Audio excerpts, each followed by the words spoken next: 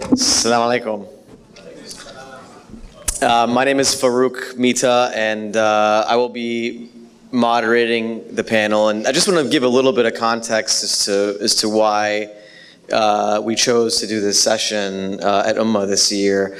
If you think back to really as far back as I can think, our community as Muslim Americans, we've really been a political punching bag, so to speak.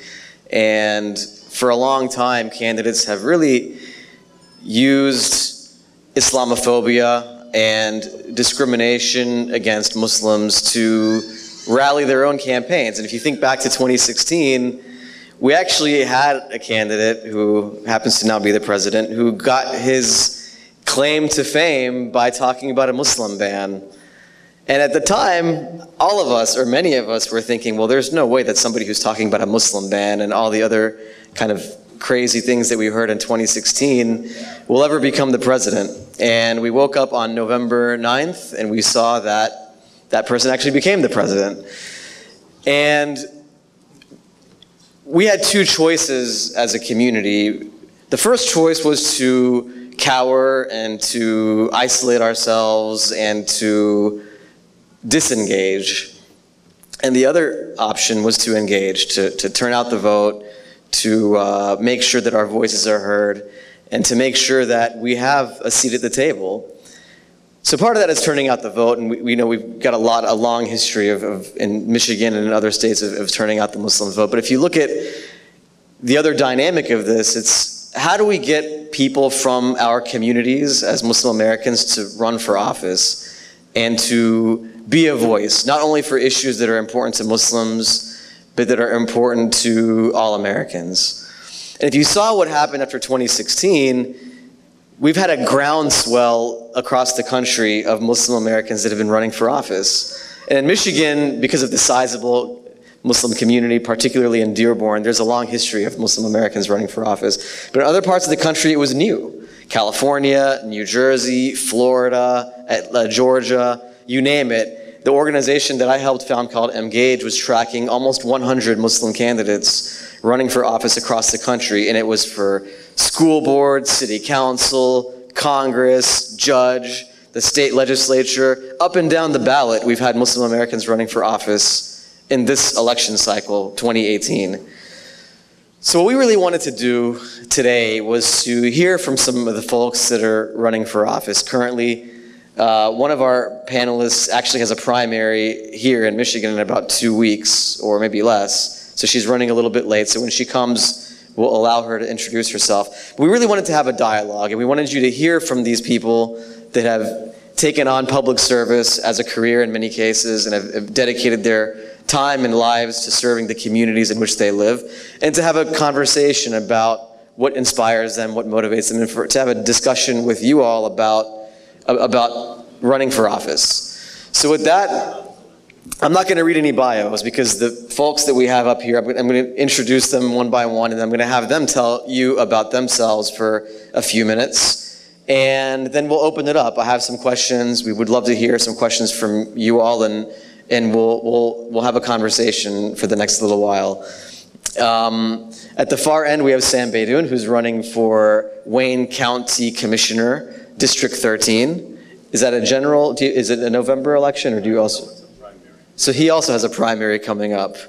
We have Abdullah Hammoud, who's currently the lone Muslim American representing this community in the Michigan State Legislature, District 15.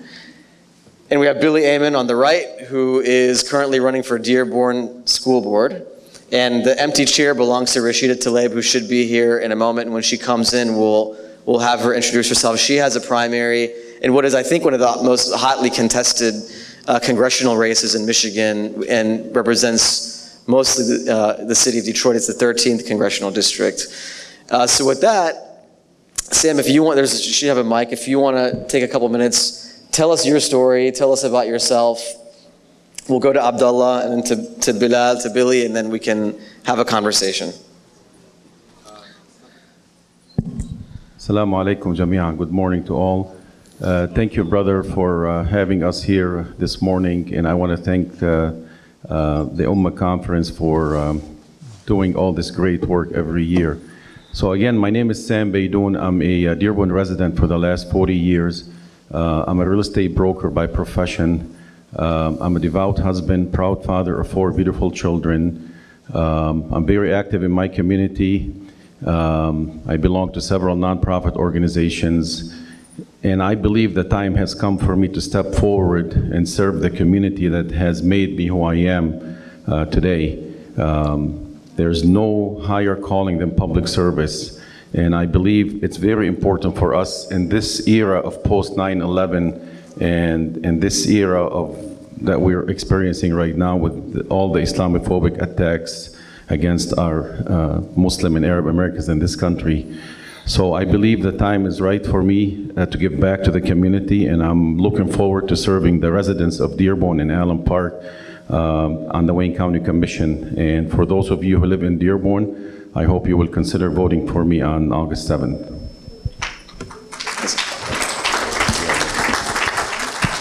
Assalamu alaikum. Can you guys hear me? Yeah. Awesome. So my name is Abdullah Hammoud, for those whom I haven't met. Currently a state representative in the city of Dearborn in the Michigan State House. I will say though, on election night, I actually had a bet with Farouk, a halal bet, that Donald Trump will win the election. And I did so because I was out knocking doors throughout the city of Dearborn, and the pure vitriol that we received at the doors from Democrats, not just from Republicans, the bigotry, the animosity was out there, and it was reflective of the community. And so I actually made the bet with Farouk that Donald Trump would be the one to succeed in the state of Michigan. And unfortunately, I won that bet. But hopefully, we'll talk a new arrangement come the next presidential election.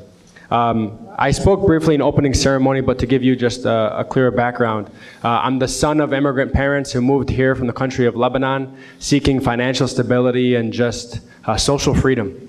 And I was born and raised in this beautiful city. I went to public schools in this beautiful city, and I currently reside in the city of Dearborn. So the city of Dearborn has given me and my family everything. And when the opportunity presented itself to run for office, we said, why not? I had gone through some life events that forced me to reevaluate my purpose. And in reevaluating that purpose, I thought, why not be an advocate for this community? You know, in the world of policy, policy truly is this lever for change.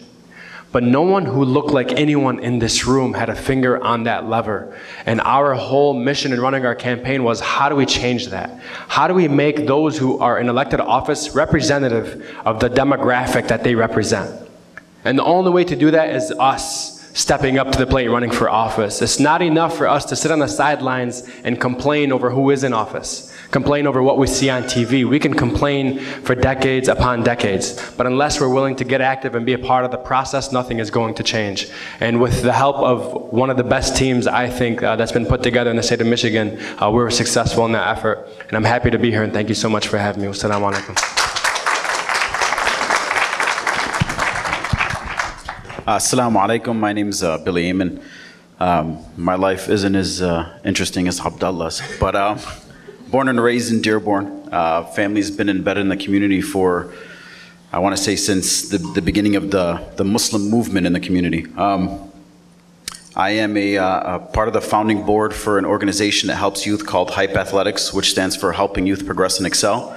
I've been working in the community for over 20 years. It was from setting up chairs at mosques to cleaning floors to taking kids off the streets and putting them into sports and helping them with education.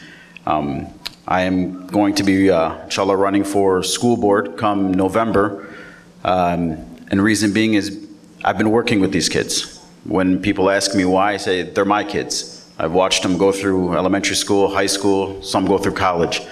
It's a passion, it's a dream, and it's something that I've always wanted to do. So, inshallah, come November, we'll make it happen. Thank you.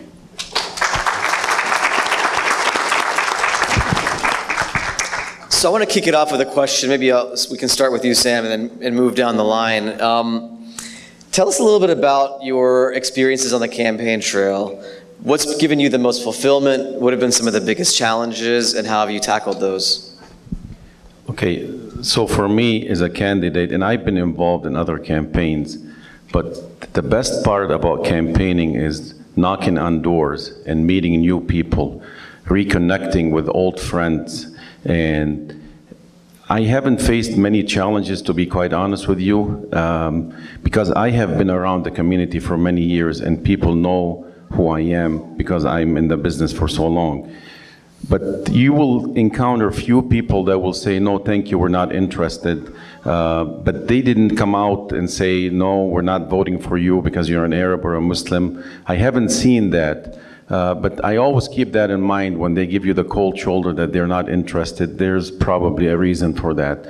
But honestly, connecting with people and knocking on doors and listening to their issues, this is what really drives a candidate, and this is what really motivates me. So experiences on the campaign? Yeah, challenges. Yeah, so when we ran for office, we also ran with the current president. Same election year, same election cycle, and so our experiences were a little bit different. I am the first Muslim state representative out of the city of Dearborn, and currently the only Muslim in the legislature. And I also ran in the name of Abdullah.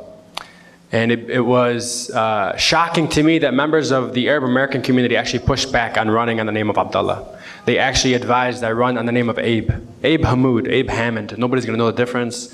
You don't look that Arab, you don't look that Muslim. Trim down your beard, you'll be good to go, you blend in. But we decided against that. We said, first and foremost, Abdullah is as American a name as any other. And secondly, if you can't run in the city of Dearborn on the name of Abdullah, where is it possible in this country? Because I'd like to move there. We just knocked my neighborhood where I used to live with Sam yesterday. And 2 blocks from the street I lived in, I knocked this resident's door. And hi, my name is Abdullah Hammoud. I'm running for state representative. And this is a likely Democratic voter, strong Democratic voter, votes 90% of the time as a Democrat, who looked at me and said, I'm disgusted that you're my neighbor. Threw the flyer, shut the door. Now, these are Democrats. These are the people I was trying to win over. In the city of Dearborn, people say, of course it's easy to elect an Arab or a Muslim. Half the city is Arab American. Yes, half the city is Arab American, but only 25% of the vote is Arab American, if that. The majority of the vote is actually white. We had people advising us who said, when you go knock the west end of the city, the predominantly white end, don't send anybody that looks very Muslim. All the women who wear hijab, keep them on the east and south end. If you have someone who looks like Mawla or Brother Mo Qasim, keep them on the east and south end with their beards and such. Don't send them to the west end. And my comeback was, Abdullah Hammoud is written on every piece of mail that's coming to their house. It doesn't matter white, brown, yellow, black, who's knocking on that door. If they're not going to vote for me because I'm Muslim, it doesn't matter who's knocking on their door. And so we sent purposely a woman who wore the hijab, men who looked identifiably Muslim, whatever that means, all over the city. I never discriminated over where you can knock because of such. Another great example was in the south end of Dearborn, predominantly Yemeni American community. There was one household between 2 Yemeni American households. I hadn't even stepped on his property yet, where he looked at me and said, don't come to my house, I don't vote Islamic. Now, for those who are not from America, there actually is no bubble on a ballot that says Islamic vote. You vote Democrat, you vote Republican, you vote third party. But they knew, based on my face, I'm assuming, that we were from the Muslim faith, and a lot of people were hesitant. And what we did was we knocked 25,000 doors. That house, that neighbor that threw the flyer back in my face and said, don't buy, I'm disgusted, we knocked his house 2 more times. We weren't willing to give up. We said if somebody is gonna go vote on election day, if they don't vote for us, it's not because we didn't try. It's not because we weren't the hardest working candidate. It's because they simply have a bias towards who I am because of the direction in which I pray. And so we kept on knocking, and alhamdulillah, with the team effort, we were able to be successful. Thanks.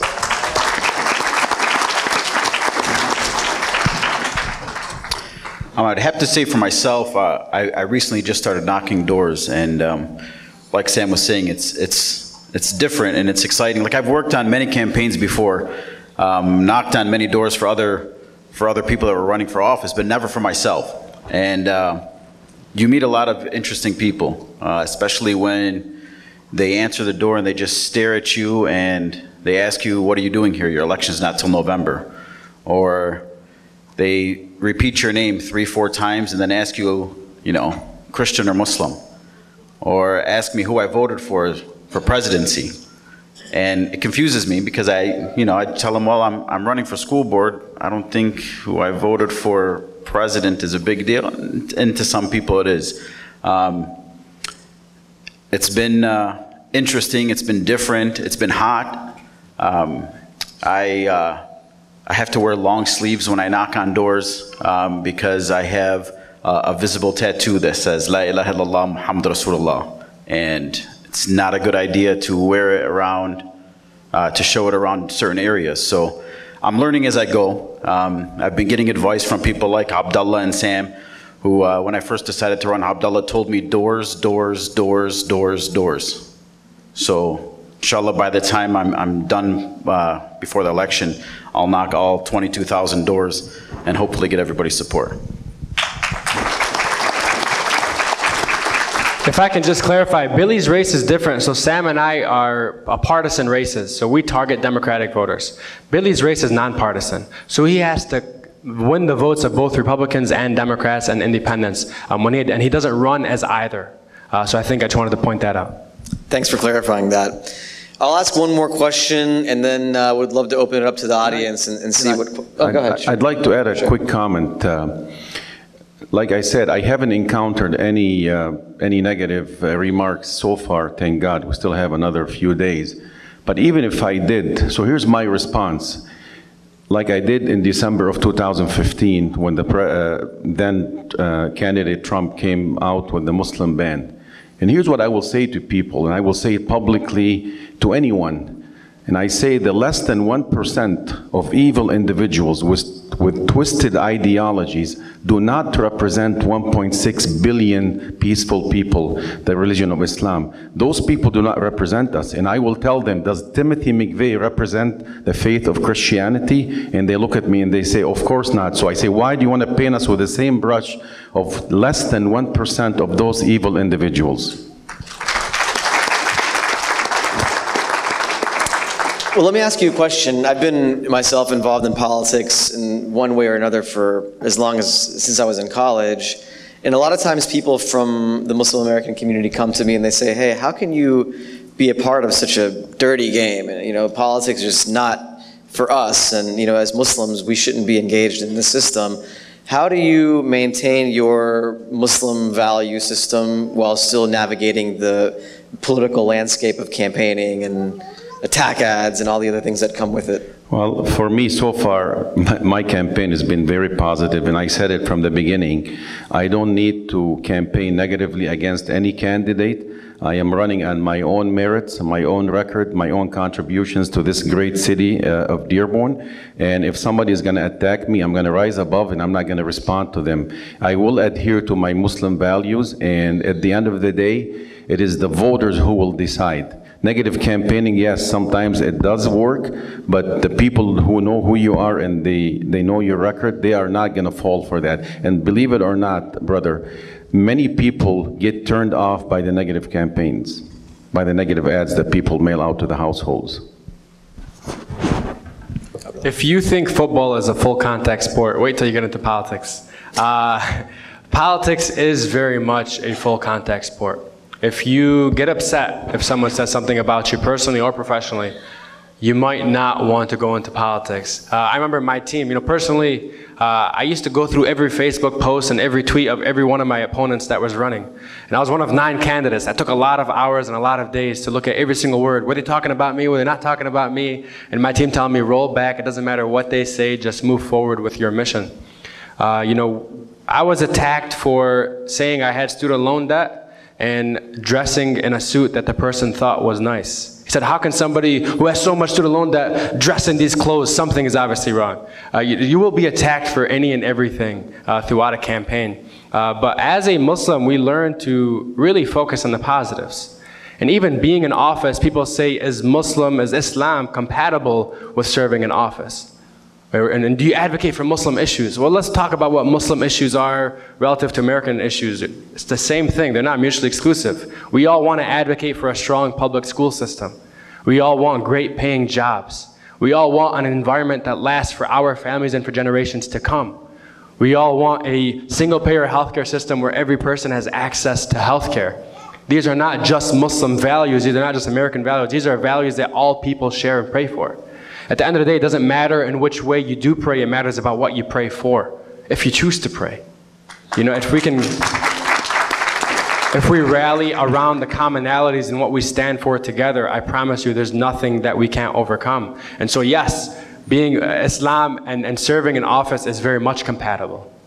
You know, during my time, I've been able to bring 50 of my fellow state representatives, we have 110, down to Dearborn. We've done tours all across the city. I first warmed them up, because these Republicans and Democrats, with some good Middle Eastern food. And then we go to Altar Road, where we have a mosque that neighbors 2 churches. And I'll tell you, one time I took a very conservative Republican, and in the heart of the mosque, in the masjid, I said, ask me any questions that you have off the record. And the person looked at me and said, why do Muslim men beat their wives according to Sharia law? But I was able to address that question right then and there. And now he's one of my closest colleagues in the House. And so we've taken an enemy and kind of neutralized somebody who had this stereotype, these misconceived notions of the Muslim people, just by having conversations and building bridges. I'm not saying he's going to be a champion for for issues impacting immigration or oppression against minority communities, but as someone who might not speak such vitriol publicly anymore. So. Thanks.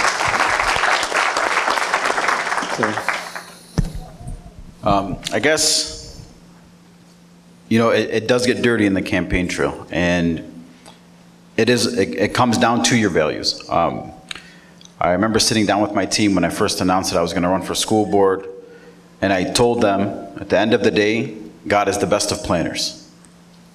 If God wants it to happen, it's going to happen. We're going to work, but God is the best of planners. And when we talked about recently, when the list came out of how many people are running for school board, I told them specifically, and I told all my friends, anybody that's going to be helping me on this campaign, I always go by the quote where Imam Ali alayhi salam used to say, tell me who your friends are and I'll tell you who you are. I said, my friends or my people that are working with me will not badmouth, will not go negative, because it's going to make me look bad. It's going to make me look like I'm negative. We're going to run, we're going to stay positive. We're just going to hold to our values, and we're going to sit back and do our work, and inshallah everything will play out. And we can't let the negativity ruin things, because at the end of the day, we still live in our community. At the end of the day, we're still going to see a lot of these people. Win or lose, I'm not moving out of my city if I lose. I'm not going to be leaving. This is my town, this is my city. I was born and raised here. To me, I own it, because I work for it. So, you know, we only hope for the best and stick to what we have, and, you know, wake up every day and try our best and hope that we're making a difference.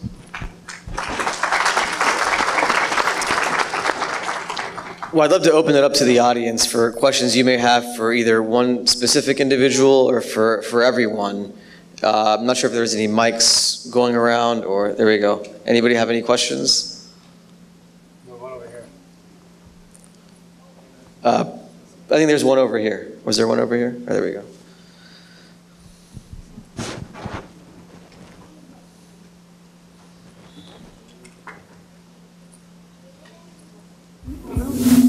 Assalamu alaikum. You've all talked about how your campaign experiences and how they've kind of been molded by your experiences here as like citizens of Dearborn. And I was just curious if you guys thought that success for a Muslim political candidate is possible in other parts of the country. Also, if you guys had any other like higher aspirations in the political landscape, like president, I don't know. So yeah, that's my question. I can't run for president. I was born in Lebanon. And I wasn't born in Canada.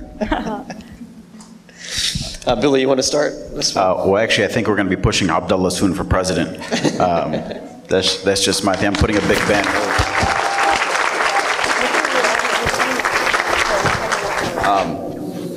As far as Muslims running in any other race, politically, like anywhere around the world or even in the United States, I think it's possible. I think anything is possible, especially with the change that's going on in the world today. As far as political aspirations, I mean, my main goal right now is school board. No matter how long it takes, you know, for me to be on that board and to make the changes and you know, help out our youth and push to bring a better education to our kids. Inshallah, maybe down the line, you know, take a step up.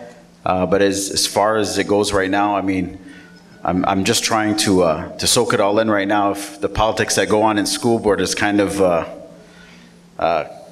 crazy for me. I can't even imagine what Abdullah and Sam go through. But as far as the first question, like you said, anything is possible. I can see Abdullah running for president soon. I'm not even old enough. So, yeah, anything is possible.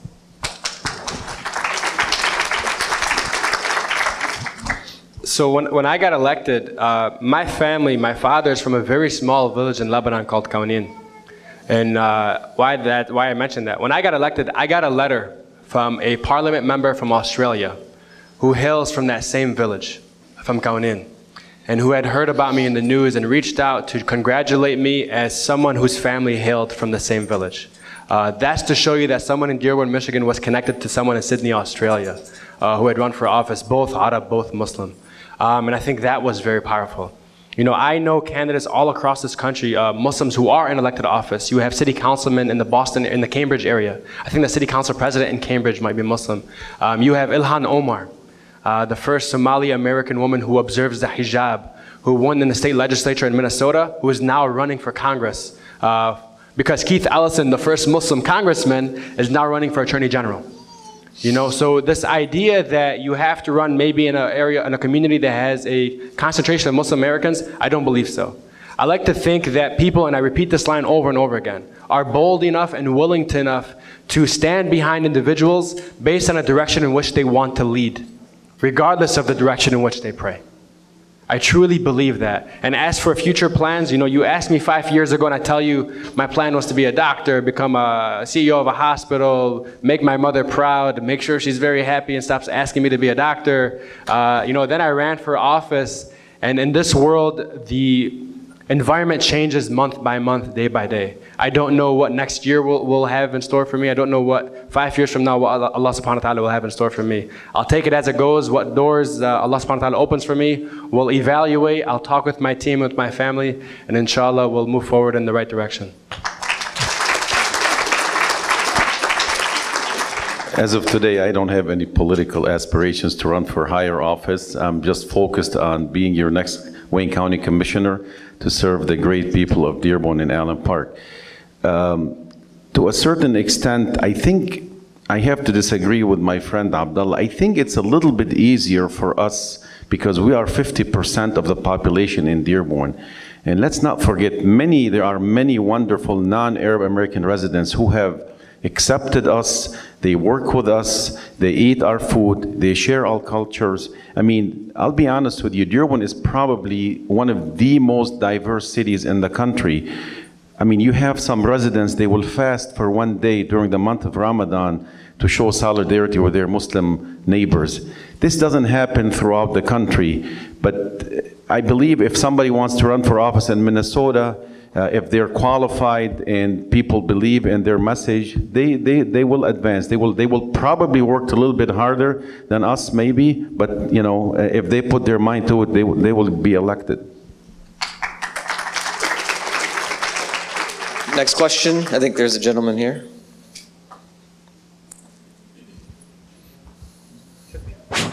Okay, very nice talk. So we are from, you know, as in contrast to Michigan or Dearborn, we are from smaller, you know, part of the, where we live, you know, we are probably 1% or 2% of the population, you know, Muslim population.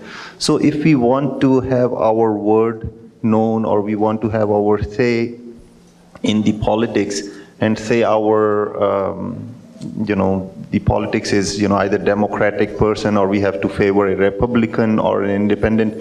Would you recommend that we, you know, even if it is a Republican and he is going to go along with our vote, should we go and, you know, go along with his campaign and put our resources behind him?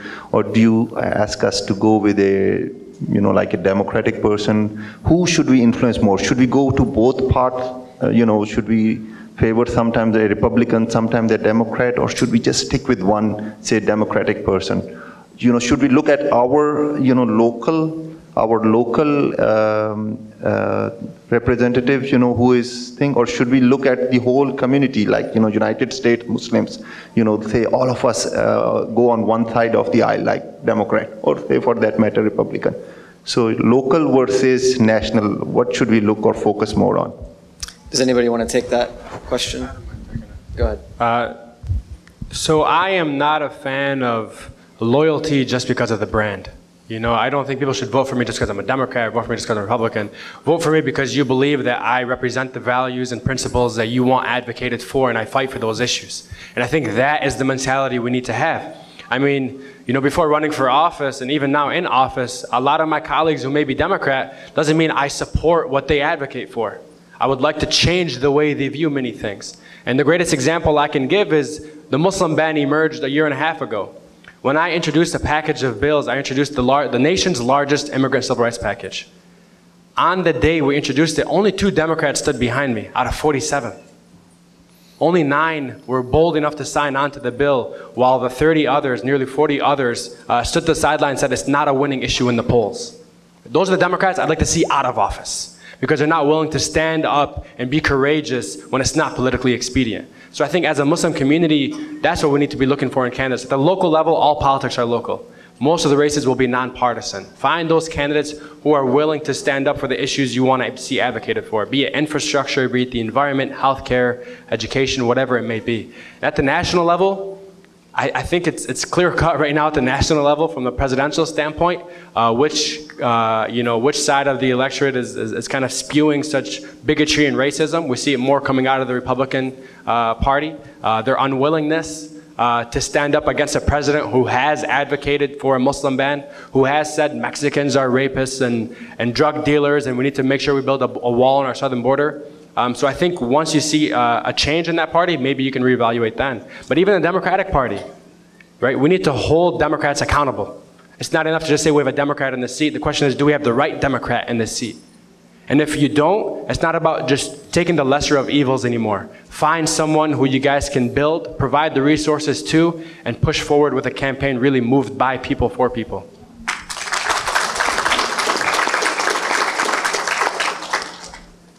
Next question. Anyone else with a question? Over here. So one of these virtues, one of the great virtues of this great country is that Americans are really, most of them are accepting Americans. They are fair, and in my experience, I think we have some good Americans as well, white Americans. So, for example, we have grown up, including Farouk, in the Polk County of Florida, which is predominantly Republican, 90% Republican. But I have friends, white and non-whites, who are very sympathetic towards the Islamic cause, and they hate Islamophobia. So I'm asking the candidates, the question is that you have all told us about all the negatives that you've gotten in your campaign trial. What about some positives from white Americans? Positives from white Americans? Yes. I won a majority to win the election, so I have to assume a majority of white Americans voted for me. That's one positive. No, but I don't... Some positive feedback. Yeah.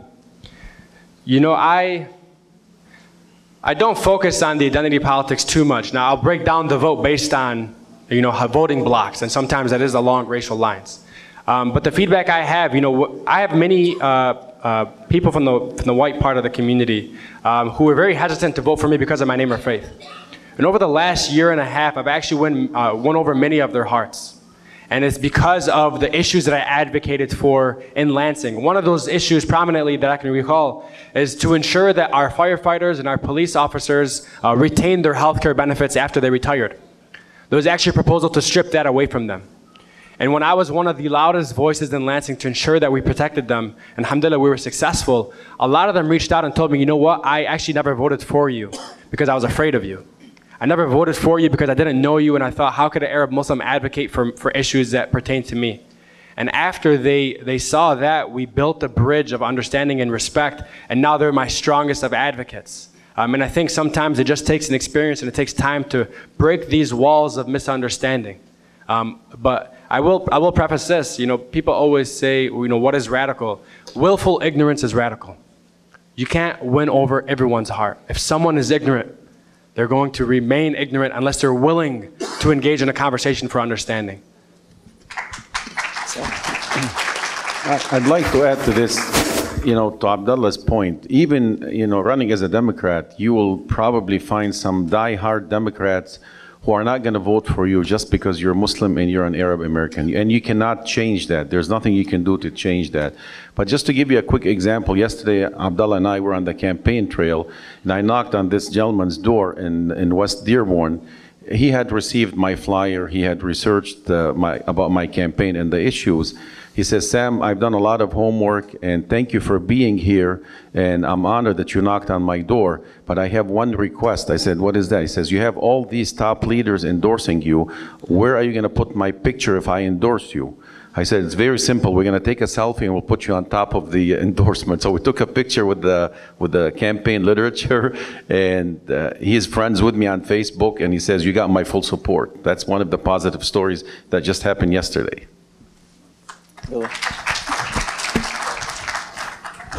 For me, it's been, so through my organization that we do for the kids, we've worked with a lot of, I want to say close to over 200,000 kids in the last 17 years. So we know a lot of families. We've not just Muslim, we've dealt with all different types of races and religions. And there was a couple times when I knocked on a door, they'd answer the door, and before I could say anything, the first thing that would come out of their mouth is, it's about time.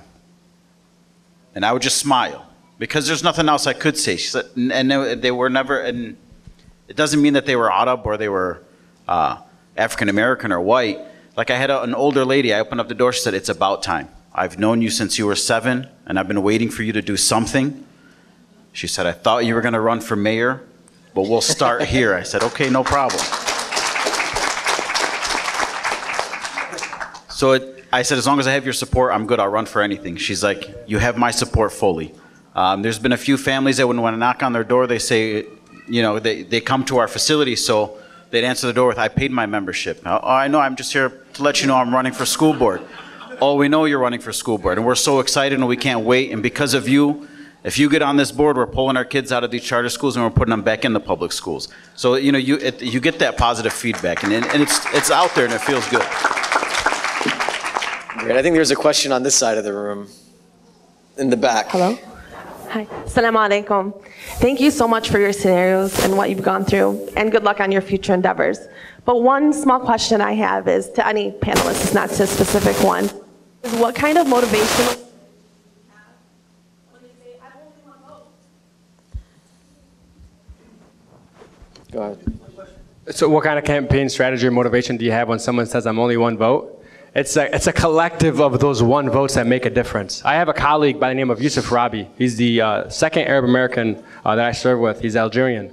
He won by one vote his first race.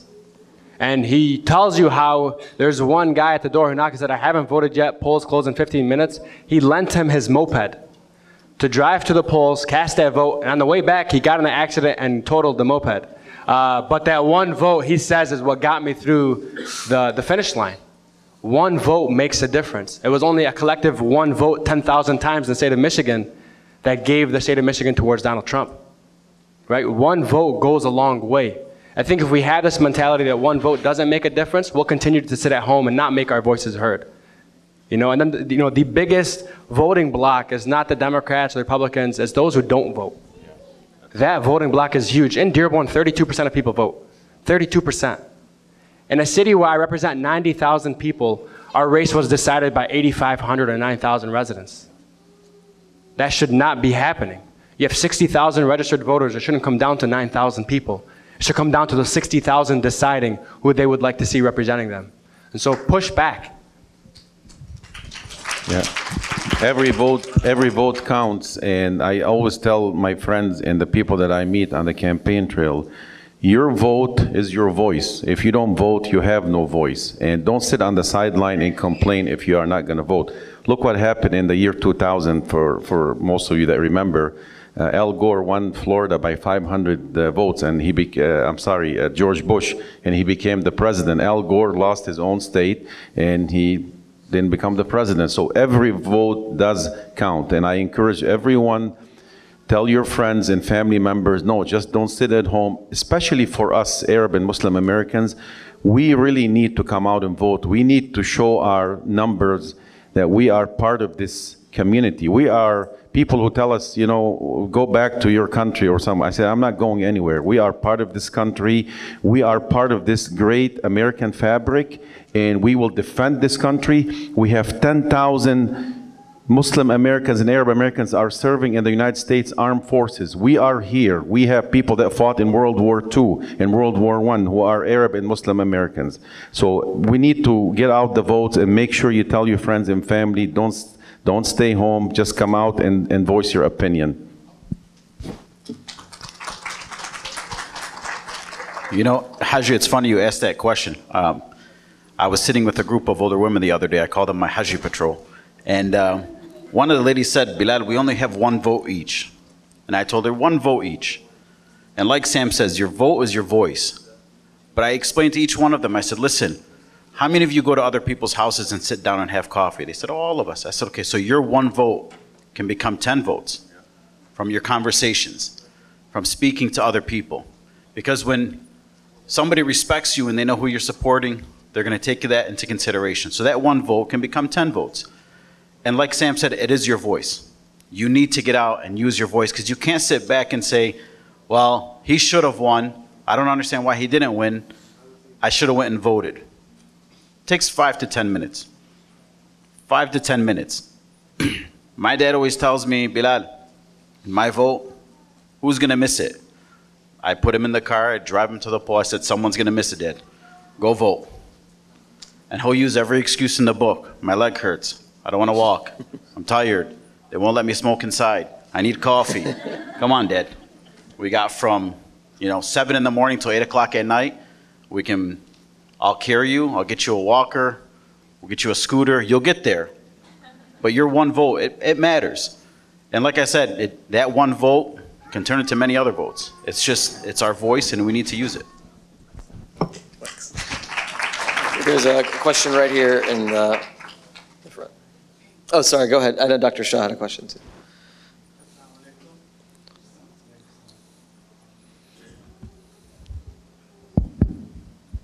Assalamu alaikum, ladies and gentlemen. I'm delighted to see the political activism in the city of Michigan, especially from the Muslims. I came to this city 20 years ago, and I met Imam Jawad Shiri. He was alive at that time. And I asked him the very political questions, the political activism of the local community. And he told me that Dearborn is 60% Muslims, but there's not a single member on the school board which is a Muslim. So I'm delighted to see this spark of political activism, which is not going to be useful for the local community, but also a spark for the other Muslims in the United States. So, but my question to you is that you mentioned that 50% of the population is Arab in this city. Why only 25% of the vote? I think there are many factors to that. Low voter turnout is not something that's unique to just the Arab American community. It's actually unique to a lot of communities. And it's because they feel as if their voices have not been heard, and thus they have the mentality of, my vote doesn't count, let me sit at home. Secondly, for a lot of my parents' generation, I'll say, who are citizens who can vote, they come from nations where voting never mattered. They come from nations where voting maybe never happened, where their voice truly did not count. And so there's also an education gap where we need to educate them on how to vote, why to vote, the importance of voting. And so we're working on that. When we, in our election 2 years ago, we actually increased voter turnout amongst the Arab American population by nearly 3,000 votes. that, it's not where we need to be, but it's an improvement. And hopefully this year we'll continue to do that. We see an emergence of organizations such as Engage. We're now in Michigan trying to mobilize the Muslim community, not just as it pertains to resources to fund campaigns or resources as it pertains to staffing campaigns, but also on how to educate and get out and mobilize that vote. So we do see that effort. I will also be remiss if I don't mention that a lot of the first Muslims who assumed office were the Muslim women. And so let me speak to the Muslim men real quick. Sometimes we also need to stand aside and allow the Muslim women who typically do it better than us lead. Our city council president, Susan DeBeja, is a Muslim Arab American woman. We have school board trustees from the Muslim community. We have Sister Linda Sarsour, who is one of the strongest of voices across the country mobilizing efforts.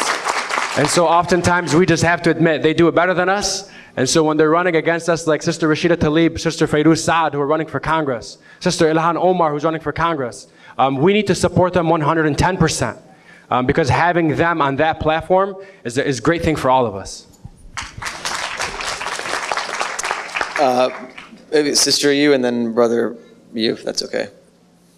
We have time for a couple of more questions, so we'll do these last two. Assalamu alaikum. I was born and raised in Detroit, but moved to New Jersey and had a total different mindset when I lived in New Jersey. I didn't have a lot of Arabs or Muslims. Moving back to Dearborn in the last 2 years, I'm starting to understand the ways of our people in Arabs and in Islam, because we have a lot of people who aren't just Arabs. I've never seen, well, because I haven't been here for the last 20 years, we have a lot of immigrants who came in. They don't know what it is to vote. They don't know, they don't even read and write English. They don't even speak English. It's our duty to take them honestly by the hand, because they've registered, obviously, because they're being counted for. If we have to pick them up, whatever we have to do to take them to vote. It's also our obligation to help them out, to help you out. So if you ever need things, just call upon your community who can read and write English and maybe speak a little bit Arabic. Can I just make a comment on this? Can I just make a quick comment? Very well stated, your comment. We have a lot of people that would be working on the polls on election day that are bilingual, and they will be assisting people. Some of us have the ballots in Arabic and in English. But to your point, a lot of people don't understand the ballots. On Friday, I went to 2 different mosques, and I want to take this opportunity to briefly just describe it here. So in the primary, you cannot vote for 2 different parties. You can only vote as a Republican or as a Democrat. In this case, we're asking to vote for the Democrat between us, keep it between us. If you vote for a Democratic candidate, you cannot cross over to the left side of the ballot and vote for a Republican. If you do, you cancel your vote. In the general election, you can cross between party lines. So it's very important for us, and I use this example. Look at the ballot as if you're driving on a 3-lane highway. Stay in the middle of the road, don't make a left and don't make a right. Stay in the middle of the highway, which is the Democratic part on the ballot. We'll take one more audience question and then I'll wrap with the last question. Assalamu alaikum. During the month of Ramadan, we have this interfaith activity, and we invite other politicians. They come and they have iftar with us, and they say, you know, this tandoori is good, thank you. And then they expect us to vote for them, which is fine. When they come, nothing much happens. They come, they enjoy the food. Sometimes we have religious function, milad of imam, Eid prayer, whatever. Again, they come, hi, salam alaikum, please vote for me. We shake their hands and they go away. Now, this is something that happened recently in the month of Shawwal, very recently, during Ramadan. They come and talk to us. We want to ask them questions. What are you going to do to represent not only these local issues, but the national and global issues that concern us right away? The word Islam, the word Muslim and terrorists are used interchangeably these days, you know that. The word Shia and Iran are used interchangeably also. And these are things, you know, we have Shias, we have Muslims, whatever, they are very deep to our heart. How do I ask this candidate who is coming there as a guest for interfaith? My heart says that, sir or madam, what are you going to do for the Muslim cause in Palestine or in Iran or whatever?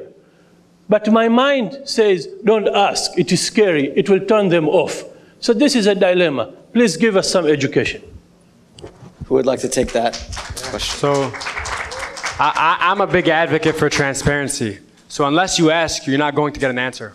And I'd rather you ask on the campaign trail, because the answer they give you on the campaign trail more than likely will be the answer they have in office. If they're going to be dodgy about giving you a clear-cut answer, if they, I'm not sure what I'm really for on the Palestinian issue, that's what their voice is going to be like when they assume office in the congressional level, I'm assuming. But if they give you a clear-cut, Palestine also has a right to exist and should exist. The Palestinian people do have a right to return home. Jerusalem is the capital of Palestine. If they're willing and bold enough to say these things on the campaign trail, support those candidates wholeheartedly, because hopefully they will support them when they assume office. But it's not enough to just ask them on the campaign trail. Sometimes also people might need assistance in educating themselves on an issue. That's where our community can step in. If we have experts on this issue, provide them our resources, our viewpoint on this issue to help them in their confidence and their strength in discussing this narrative. But when they get to office, if they cast a vote or speak words that oppose the viewpoints that you'd like them to stand for, reach out to them. I mean, how many people here have ever reached out to an elected official and said, this is my issue and this is what I'd like you to advocate for? Has anybody actually ever done that? Just a few hands. I represent 90,000 people. If I get 10 emails or 10 phone calls or 10 Facebook messages about a single issue, it automatically elevates to the highest priority. All it takes is 10. Because civic engagement is not at an all-time high, it's at an all-time low. And we need to change that. If I can just add one point to that. In my experience, I've seen that our communities do really well in terms of supporting candidates during election season. But once the candidate that we support wins, we ourselves disappear. And we're not engaged, and we're not doing the follow-up that's needed to keep the relationship going. So I think that's another thing that we really need to focus on. Last question, back to just being a candidate and running for office. You know, we have a lot of young folks in the room and a lot of people who may have thought about running for office or maybe on the fence as to whether they should run or not. Could each of you, just in closing, give your perspective on, if you're thinking about running for office, what is the first or second step you should take? And what advice would you give to somebody who might be on the fence or might be even opposed to running for office, but may be a great candidate? I believe everyone is entitled to run for office. We can't tell people to not run for office. But a lot of times we got to be very careful not to divide our resources. They have to have self-examination. Am I qualified to run for this position? What have I done to better my community? Did I attend any school board meetings? How many city council meetings did I attend? Did I speak on this issue when it came to any issues that dealt with the Arab American issue, whether it's the environmental injustice on the south end of Dearborn? Did I speak about this issue? Did I email my state rep? These are things that every candidate should be asking. If they are not engaged, and I would encourage them, advise them to get involved. There's a lot of nonprofit organizations, and they do a lot of great work in the community. Get involved, get engaged. This will really help you once you make the decision to run for public office. I'm 55 years old. I started my activism in 1986 when I became a real estate agent. And I've been active since 1986. So you can see how many years I've been active. Abdullah wasn't even born. He's laughing at me.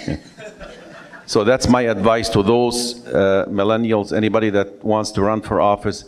Get involved. Give back to your community, donate your time at a mosque or any nonprofit organizations.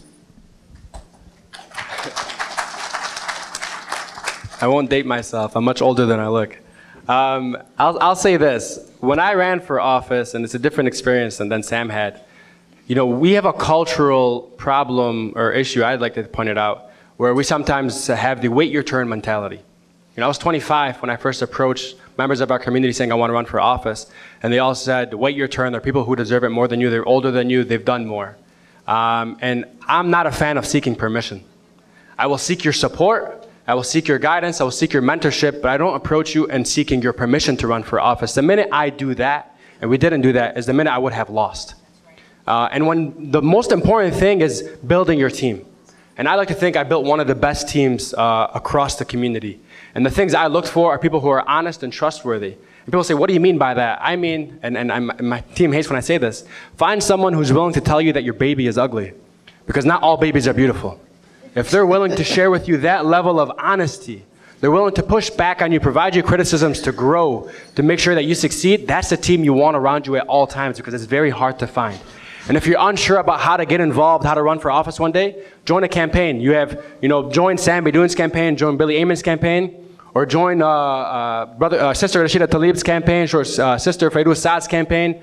And we also have Brother Abdullah Al-Sayed, who's running for governor. Excuse me, let me read that. Who is going to be our next governor, inshallah, by the end of this election cycle. So join one of those campaigns and see what it actually takes. And when the day comes where you think you have the opportunity to run for office, go for it. Don't seek permission, build the team, set forth an agenda. If you're doing it for the right reasons, inshallah, you will succeed.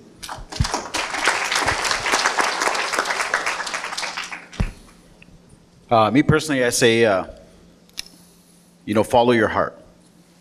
When I decided that I was going to run, it was a lot of self-reflection, asking myself, can I do this? And I'm kind of cocky when it comes to that. Like when I ask myself, can I do it? Yeah, I can do it. Yeah, I feel bad for everybody else. That's what comes into my head. But I had to sit down with people who knew about the campaign trail, and I did. And they gave it to me straight. And I sat down with my family, and I have a sister who's extremely involved, who, when I first told her, started laughing in my face. And I just stared at her like, why are you laughing at me? And she said, can you handle it? I said, handle what? She was like, I'm laughing in your face, can you handle it? I told her, yeah. She goes, because it's gonna get worse. I said, okay. She goes, then where's your heart at? Well, I wanna do it. And I would sit down and just think about it constantly. The other day when our filing deadline came up, I sat down with a few guys on my team and they said, take tonight and think about it. Do what you have to do. Shut your phone off, sit in your house and think about it. By 1, 2 in the morning, I texted him, I said, we're doing this. We're going for it, because my heart's in it. I'm not doing this because I want a name. I'm not doing this because it's gonna put me on a status. I'm not doing this because it's gonna pay me big time. It's not anything. It's because I wanna do it. The change needs to be made. And I've seen people like Abdullah when he first ran his first campaign. Someone came to me and said, did you hear about Abdullah Hammoud running for state rep? I jumped up, I said, run it. And I'm gonna be honest, he was part of my motivation. When I made my video, I sat down with Brother Maula and I said, I'm doing the same video like Abdullah did. He said, why? I said, because it inspires me. I watch it every day. And I'm not just saying it because he's here, I watch it every single day. That's what you have to do. You have to follow your heart. You have to do what you believe in. If you know you can do it, then do it. Just make sure you have people supporting you. And if they don't want to support you, then stand up and like my dad said, put on the pads and start going. And don't stop until you get there.